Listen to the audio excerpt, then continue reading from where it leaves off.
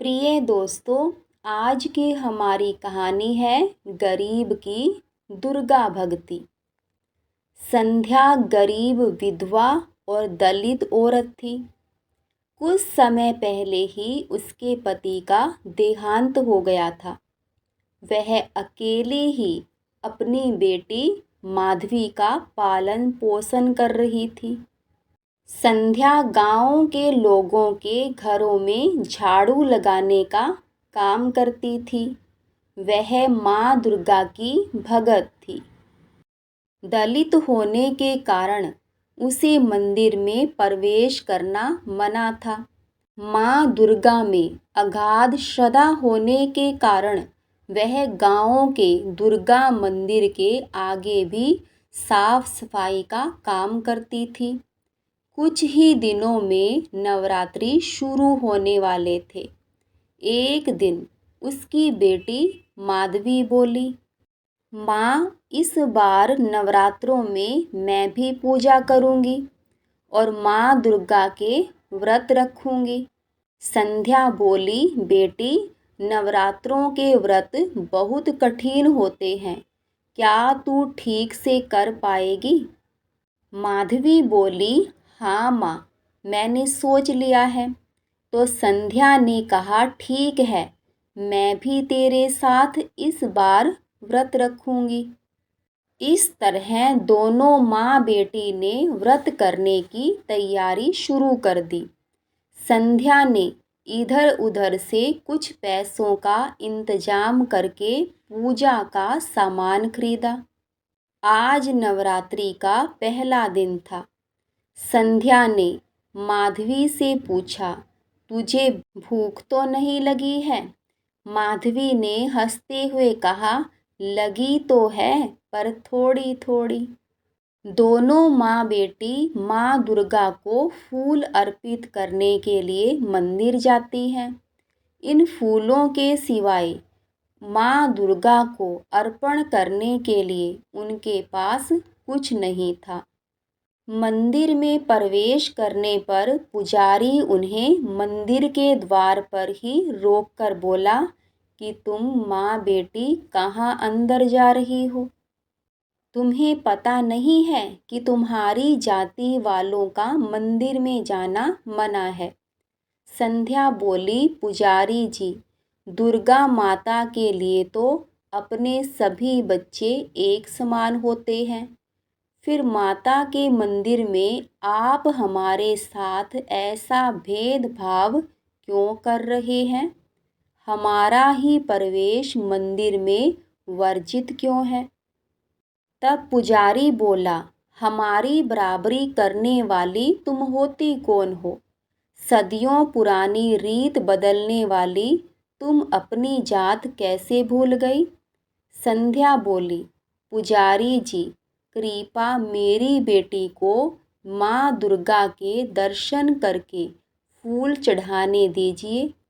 पुजारी बोला, अब तुम अपनी बेटी के मोह में हमारा धर्म भ्रष्ट करोगी। चुपचाप यहाँ से निकल जाओ। इसके बाद पुजारी ने लोगों से कहा, देखो भाइयों, यह अछूत औरत होकर मंदिर में माँ दुर्गा के दर्शन करने आ गई है। इसे यहाँ से भगाओ, नहीं तो यह देवी माँ के मंदिर को भ्रष्ट कर देगी। पुजारी की बात मानकर बाहर खड़े लोग उन्हें भगा देते हैं, लेकिन इसी बीच उन सब से नज़र बचाकर माधवी चुपचाप मंदिर के द्वार में से माँ दुर्गा को फूल चढ़ा देती है। माँ दुर्गा के दर्शन न होने के कारण माँ बेटी भारी मन से वापस लौट आते हैं। अगले दिन सुबह जब पुजारी मंदिर के द्वार खोलता है तो यह देखकर हैरान हो जाता है कि कल के चढ़ाए सारे फूल मुरझा गए हैं, मगर द्वार के पास पड़े फूल अभी भी ताजे हैं। यह देखकर पंडित आश्चर्य में पड़ जाता है। वह सोचता है कि मंदिर तो मैंने अभी अभी खोला है। यह कल के चढ़ाए हुए फूल किस भगत के हैं, जिनमें अभी भी ताजगी बाकी है। थोड़ी देर में ही यह बात सारे गांव में फैल जाती है। सभी अपने आप को माता का भगत साबित करना शुरू कर देते हैं। सभी एक दूसरे को बता रहे थे कि फूल उनके द्वारा चढ़ाए गए हैं। इन सब से बेखबर संध्या और माधवी दोनों सच्चे मन से माता की भक्ति में मगन थी। इस तरह दिन बीतते गए और महाअष्टमी आ गई। संध्या और माधवी ने माँ दुर्गा को भोग लगाने के लिए थोड़े से चने, पूरी और हलवा बनाया था। इस भोग सामग्री को संध्या ने बहुत ही मेहनत से इकट्ठा किया था। संध्या कहती है, माधवी आ जाओ, व्रत के पालन का समय हो गया है। माँ की पूजा करने के बाद दोनों माँ बेटी अभी खाना खाने बैठी ही थी कि बाहर से एक बूढ़ी औरत की आवाज़ आई, अरे कोई इस बुढ़िया को भी खाने के लिए कुछ दे दो, मैंने 2 दिन से कुछ नहीं खाया है। माधवी और उसकी माँ बाहर देखती हैं कि घर के बाहर एक बेहद कमज़ोर और बूढ़ी औरत एक लाठी का सहारा लेकर खड़ी थी। उस बूढ़ी औरत को देखकर उनके मन में दया उमड़ आती है। वे अपना खाना उस बूढ़ी औरत को खाने के लिए दे देती है। बुढ़िया खाना खाकर तृप्त हो जाती है। वह उनको एक छोटी सी पोटली देते हुए कहती है कि इसे अपने पूजा के स्थान पर रख दो और इसे विजयदशमी के दिन ही खोलना। उसके बाद मंदिर में जाकर माता के दर्शन कर लो, तुम्हारे सारे दुख दूर हो जाएंगे। दोनों माँ बेटी फिर थोड़े से फूल लेकर डरते डरते मंदिर पहुँचती है। उन्हें देखते ही पंडित बोला, अछूत कहीं की, तुम दोनों आज फिर मंदिर आ गई। यह अछूत होते ही ऐसे हैं जो एक बार में बात समझते ही नहीं।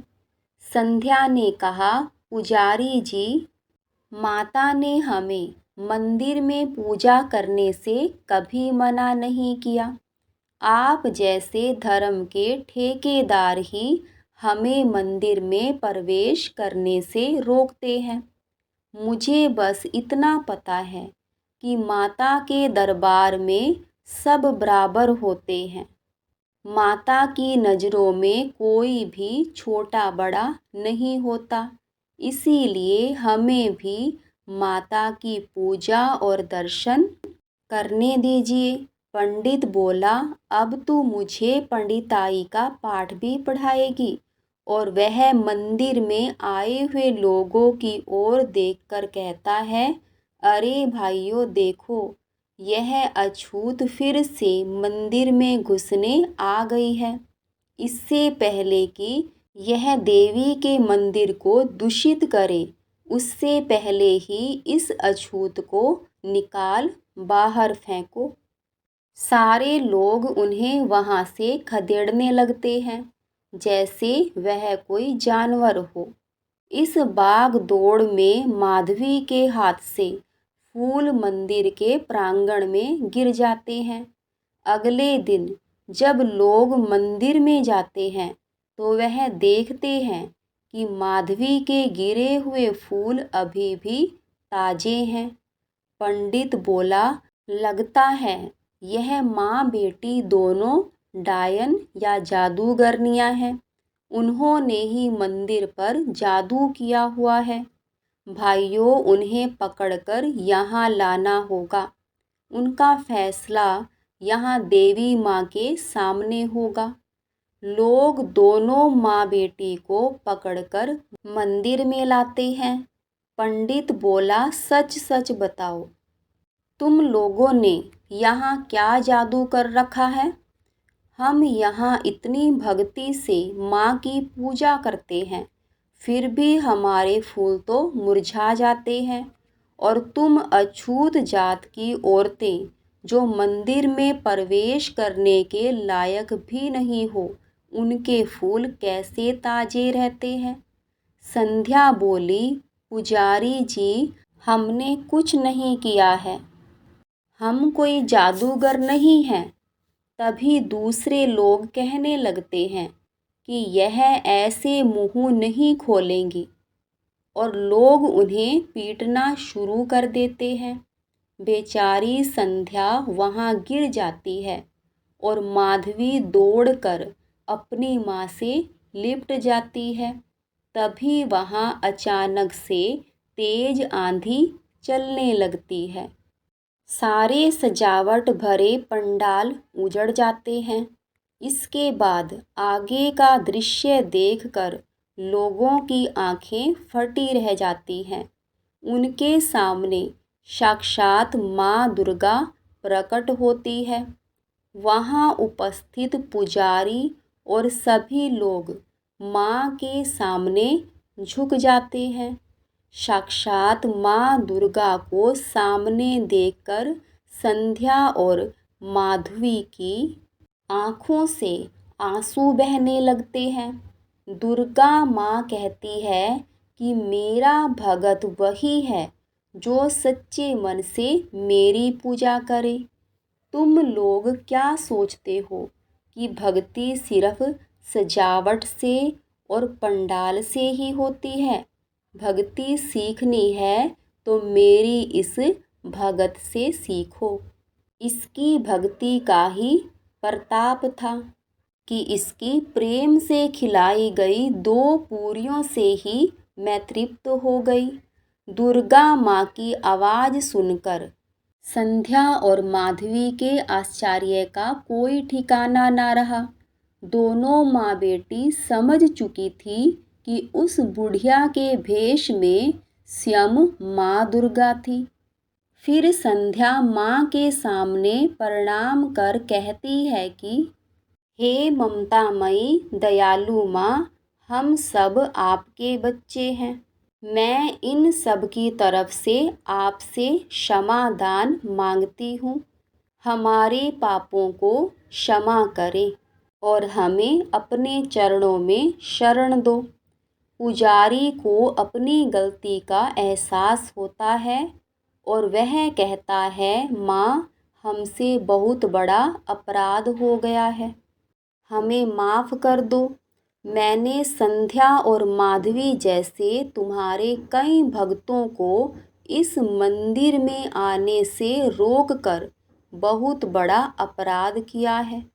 सभी के इस प्रकार माफ़ी मांगने से देवी का क्रोध शांत हो जाता है। इसके साथ ही आंधी थम जाती है। बुझे हुए दीवे फिर से जलने लगते हैं।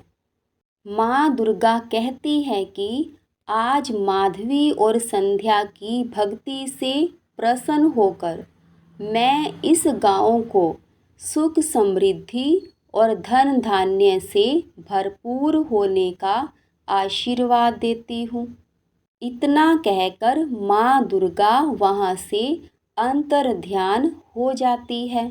सारे गांव वाले माधवी और संध्या से माफ़ी मांगते हैं। उस दिन के बाद किसी का भी, चाहे छोटी जाति का हो चाहे बड़ी जाति का, मंदिर में प्रवेश वर्जित नहीं रहा। आज विजयदशमी थी। उस बुढ़िया जो कि स्वयं माँ का रूप थी के कहे अनुसार जब संध्या और माधवी ने वह पोटली खोली तो उसमें से बहुत सारे हीरे जवाहरात और माणिक निकले।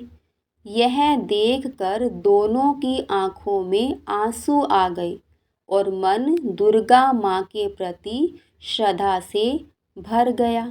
उस दिन से उनके जीवन में कोई कमी नहीं रही। तो दोस्तों, लास्ट तक हमारी वीडियो को देखने के लिए और चैनल को सब्सक्राइब करने के लिए आप सभी को बहुत बहुत धन्यवाद।